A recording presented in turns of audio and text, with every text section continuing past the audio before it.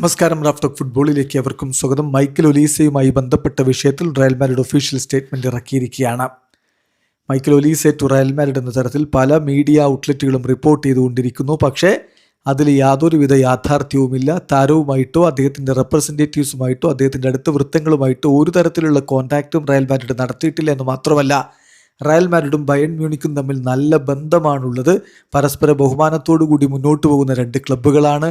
ഈ ക്ലബ്ബുകളിലെ താരങ്ങളെ ഏതെങ്കിലും ഒരു താരത്തെ വേണമെങ്കിൽ, അതായത് റയൽ മാഡ്രിഡിന് ബയണിൻ്റെ താരത്തെ വേണമെങ്കിലോ ബയണിന് റയലിൻ്റെ താരത്തെ വേണമെങ്കിലോ ആദ്യം ക്ലബ്ബുകൾ തമ്മിലുള്ള ഒരു കോണ്ടാക്റ്റ് ആയിരിക്കും സംഭവിക്കുക. അല്ലാതെ താരങ്ങളുമായിട്ട് നേരിട്ടൊരു ഇടപാടും ആദ്യം നടത്തില്ല എന്ന് ഒഫീഷ്യൽ സ്റ്റേറ്റ്മെൻറ്റ് ഇറക്കി റയൽ മാഡ്രിഡ് അറിയിച്ചിരിക്കുകയാണ്. ചുരുക്കത്തിൽ ഇതാ ഒലീസെ ടു റയൽ മാഡ്രിഡ് എന്നുള്ള വാർത്ത റയൽ മാഡ്രിഡ് പൂർണ്ണമായിട്ടും തള്ളിക്കളയുന്നു.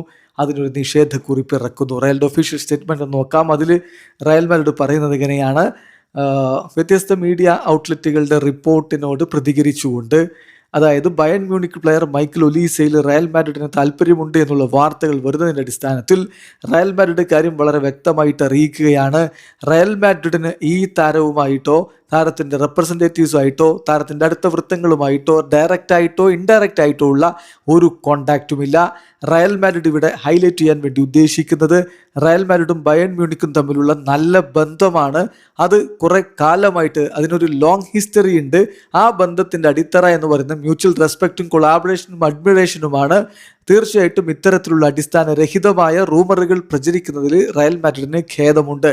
രണ്ട് ക്ലബ്ബുകളും നല്ല രൂപത്തിലുള്ള റിലേഷൻഷിപ്പാണ് മെയിൻറ്റെയിൻ ചെയ്തു പോകുന്നത്. അതിൻ്റെ അടിസ്ഥാനം എന്ന് പറയുന്നത് വിശ്വാസവും പരസ്പര ബഹുമാനവുമാണ്. അത് വളരെ കൃത്യമായിട്ട് റിഫ്ലക്റ്റ് ചെയ്യുന്ന ഒന്നാണ്. തീർച്ചയായിട്ടും ഇവിടെയുള്ളൊരു കൺവിക്ഷൻ എന്ന് പറഞ്ഞാൽ, ഒരു പൊട്ടൻഷ്യൽ ഇൻട്രസ്റ്റ് ഒരു താരത്തിൻ്റെ കാര്യത്തിൽ രണ്ടാലൊരു ക്ലബിന് ഉണ്ടാവുകയാണെങ്കിൽ ആദ്യം കോണ്ടാക്റ്റ് ഉണ്ടാവുക ഈ എൻറ്റിറ്റീസ് തമ്മിലായിരിക്കും, ക്ലബ്ബുകൾ തമ്മിലായിരിക്കും.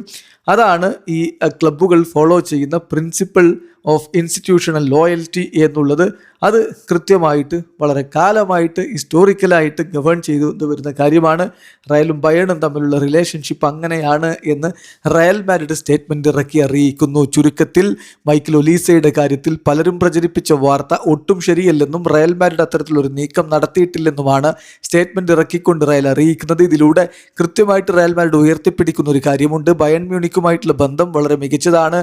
അതിൻ്റെ അടിത്തറ എന്ന് പറഞ്ഞാൽ പരസ്പര വിശ്വാസവും പരസ്പര ബഹുമാനവും ഒക്കെയാണ്. അതൊരു ഹിസ്റ്റോറിക്കലായിട്ടുള്ള റിലേഷൻഷിപ്പാണ്.